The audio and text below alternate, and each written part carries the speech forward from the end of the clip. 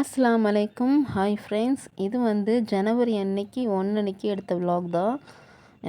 நாங்கள் எல்லாம் அன்றைக்கி லீவில் இருந்தனால எல்லாம் ஒன்றா குக் பண்ணி சாப்பிட்லான்னு சொல்லி ஒரு பிளான் பண்ணியிருந்தோம். குக் பண்ணது பார்த்திங்கன்னா எங்களோட அப்பா தான். பிரியாணி செய்யலான்னு சொல்லி சிக்கன் பிரியாணி செய்யலான்னு சொல்லி எல்லாம் ரெடி பண்ணிகிட்ருந்தோம். நாங்கள் வந்து நியூ இயர்லாம் செலிப்ரேட் பண்ண மாட்டோம். பட் அன்றைக்கி எல்லாருமே ஹாலிடே லீவுங்கிறனால எல்லோரும் ஒன்றா சாப்பிட்லான்னு சொல்லி ரெடி பண்ணிகிட்ருந்தோம். எங்கள் அப்பா வந்து எப்பயுமே எந்த ஒரு ஃபங்க்ஷன்னாலுமே எங்கள் அப்பா தான் குக் பண்ணுவாங்க. பிரியாணினாலே எங்கள் அப்பா தான். எல்லாருமே பிரியாணி செய்யலாம். பட் வந்து எங்களுக்கு எப்பயுமே ஃபேவரெட்னால் எங்கள் அப்பா செய்கிற பிரியாணி தான். இப்போ அதுக்கு தான் அதோட வீடியோ தான் நான் உங்களுக்கு காமிச்சிட்ருக்கேன். இப்போ இதில் என்னென்ன மசாலாலாம் நாங்கள் சேர்க்குறோங்கிறத உங்களுக்கு சொல்ல போகிறேன்.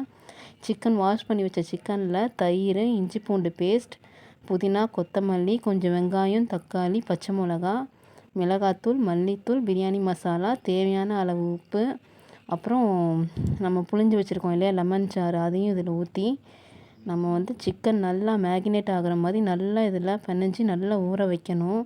ஊற வச்சா தான் நல்லா அந்த டேஸ்ட் வந்து வரும்.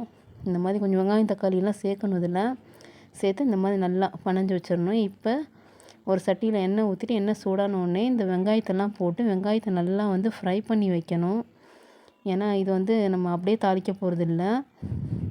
நம்ம இந்த வெங்காயத்தை வந்து நல்லா ப்ரௌனாக ஃப்ரை பண்ணிவிட்டு இதை வந்து தனியாக ஒரு பிளேட்டுக்கு நம்ம மாற்றி எடுத்துருவோம். இப்போ நல்லா ப்ரௌன் ஆயிடுச்சு பார்த்திங்களா? இந்த மாதிரி டைமில் இப்போ நம்ம இதை வந்து எடுத்து வச்சிடலாம். அந்த எடுத்தாச்சு. இந்த மாதிரி ப்ரௌன் ஆகணும், கருகிடக்கூடாது. இப்போ அதே எண்ணெயில் பட்டை, ஏலக்காய், கிராம்பு, பிரியாணி இலையெல்லாம் போட்டுட்டு நம்ம மசாலா போட்டு ஊற வச்ச அந்த சிக்கனை வந்து சேர்த்து நல்லா அந்த எண்ணெயில் வந்து கிண்டணும். நாங்கள் 10 நிமிஷம் மூடி போட்டு வச்சுட்டு ஓப்பன் பண்ணோம். ஓரளவு நல்லா குக் ஆயிருச்சு. இந்த மாதிரி நல்லா குக் ஆகி அந்த எண்ணெய் வந்து மேலே வரணும், சிக்கனோட எண்ணெய். அது எண்ணெய் வந்தால் தான் நமக்கு வந்து மசாலா கரெக்டாக வெந்திருக்கு, அந்த ஸ்மெல் போயிருக்கு நம்ம அதிலே தெரிஞ்சுக்கலாம். சிக்கன் வந்து நல்லா குக் ஆகிருச்சு. இப்போ அதே அடுப்பில் வந்து தண்ணி வச்சிடலாம் ஒரு பாத்திரத்தில். அதில் ஒரு 4-5 பிரியாணி இலை போட்டு வச்சாச்சு. இது அதிலே தேவையான கல் உப்பும் கொஞ்சம் ஆயில் சேர்த்துக்கலாம். ஆயில் எதுக்கு சேர்க்குறோன்னா அப்போ தான் நமக்கு வந்து அரிசி வந்து ஒட்டாமல் நல்லா உதிரியாக வரும். ஆயில் சேர்த்தாச்சு. நல்லா தண்ணி இப்போ கொதிக்கிறப்போ இப்போ நம்ம வாஷ் பண்ணி வச்சுருப்போம் இல்லையா அந்த அரிசி பாஸ்மதி ரைஸ், இப்போ அதை வந்து நம்ம அந்த தண்ணியில் வந்து சேர்த்துக்கலாம். எல்லா ரைஸையும் வந்து இந்த மாதிரி தண்ணியில் சேர்த்துட்டு ஒரு 85-90% மட்டும் வேக வச்சா போதும். இப்போது நம்ம இறக்கி வச்சோம் இல்லையா அந்த மசாலா, இப்போ அதை வந்து வேறு ஒரு பாத்திரத்துக்கு நம்ம மாற்ற போகிறோம். எல்லா சிக்கனையும் மாற்றக்கூடாது. கொஞ்சமாக மட்டும் பாதி சிக்கன் மட்டும் வேறு ஒரு பாத்திரத்துக்கு நம்ம மாற்றி எடுத்துடலாம். இதில் பாதி சிக்கன் இருக்கணும். ஏன்னா நம்ம இதில் வந்து பாதி ரைஸ் வந்து போட போகிறோம் மேலே.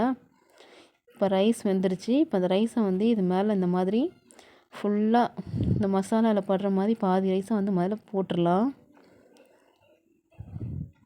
இதில் வந்து தண்ணி இருக்காது, கிரேவி தான் இருக்கும். அதனால் அரிசி வந்து ஓரளவு நல்லா வேகணும். இந்த மாதிரி ஃபுல்லாக நல்லா ஸ்ப்ளிட் பண்ணிவிட்டு ஃப்ரை பண்ணி வச்ச ஆனியனை இதில் சேர்த்துடலாம். நல்லா எல்லா இடத்துலையுமே அது வந்து போடணும். கரெக்டாக அந்த மாதிரி ஃபுல்லாக போட்டுட்டு நெக்ஸ்ட்டு வந்து நம்ம புதினா, கொத்தமல்லி இதெல்லாம் எடுத்து வச்சுருப்போம் இல்லையா, அதையும் வந்து இது மேலே வந்து தூவி விட்டுடலாம்.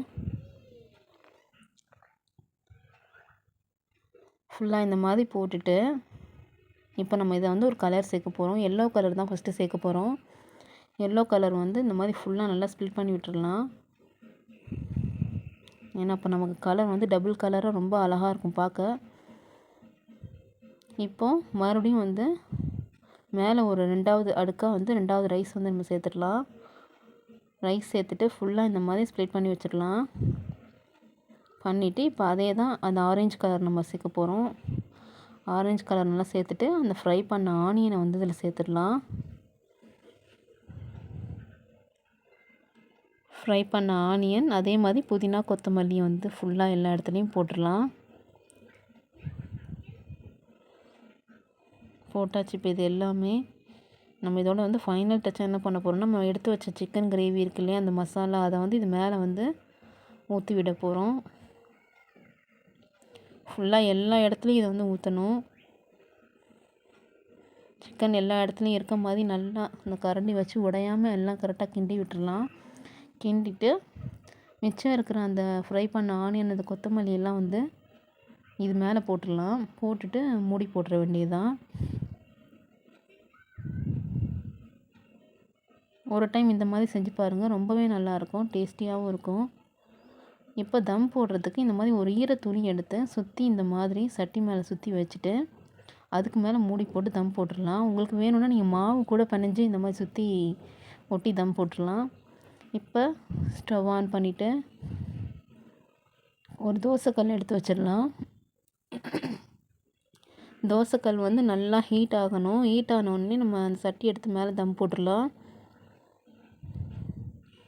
இது வந்து கிட்டத்தட்ட ஒரு 15 மினிட்ஸ் வந்து தம்மில் இருக்கணும். இது தம்மில் இருக்க டைமில் வந்து நம்ம ஆனியன் ரைட்டா செய்ய ஸ்டார்ட் பண்ணியாச்சு. கேரட், வெங்காயம், பச்சை மிளகாலாம் வந்து கட் பண்ணி எடுத்து வச்சிட்டோம். தயிர் மட்டும் ஊற்றலை, லேட்டாக ஊற்றிக்கலாம்னு சொல்லி அப்படியே வச்சாச்சு. இப்போ இந்த டைமில் வந்து நமக்கு பிரியாணி வந்து ரெடி ஆயிடுச்சு. ஓப்பன் பண்ண உடனே வந்து பார்த்திங்கன்னா ரொம்ப சூப்பரான ஸ்மெல் வந்துச்சு. எங்களுக்கு எப்பயுமே எங்கள் அப்பாவோட பிரியாணி தான் ரொம்பவே ஃபேவரட். அந்த பிரியாணி வந்து எந்த ஒரு பிரியாணியுமே வந்து பீட் பண்ணவே முடியாது, அவ்வளோ டேஸ்ட்டாக இருக்கும். எங்கள் வீட்டில் எல்லா ஃபங்க்ஷன்னாலுமே எங்கள் அப்பா செய்கிற பிரியாணி தான் நாங்கள் ரொம்ப விரும்பி சாப்பிட்ற ஒரு பிரியாணி. இப்போ இதில் ஃபைனல் டச்சாக நெய் ஊற்றியாச்சு. நெய் ஊற்றினோடனே இன்னும் வாசனை ரொம்பவே சூப்பராக இருக்குது.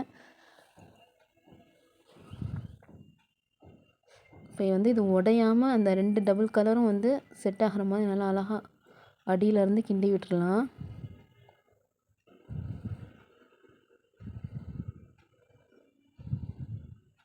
எங்களுக்கு ஜனவரி 1 அன்னைக்கு டே இப்படி தான் போச்சு. எல்லாம் குக் பண்ணி முடிச்சுட்டு ஆனியன் ரைட்டாவும் தயிர் ஊற்றி எல்லாம் பனையா ஸ்டார்ட் பண்ணிட்டோம். முட்டை வேக போட்டிருந்தோம். முட்டையும் வந்து உரித்து அதையும் க்ளீன் பண்ணி எல்லாம் எடுத்து வச்சாச்சு. எல்லோரும் ஃபேமிலியாக உட்காந்து சாப்பிட்டு முடிச்சிட்டோம். அன்றைக்கி டே வந்து இப்படி தான் போச்சு. அல்ஹம்துலில்லாஹ். நெக்ஸ்ட் ஒரு இன்ட்ரெஸ்டிங்கான ஒரு vlogல வந்து கண்டிப்பாக நான் உங்கள் எல்லோரையும் மீட் பண்ணுறேன்.